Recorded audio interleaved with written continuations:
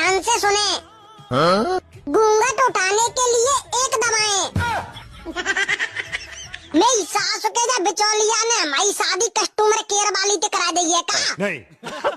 हमसे बात करने के लिए 2 दबाएं और मुंह दिखाई के लिए 3 दबाएं।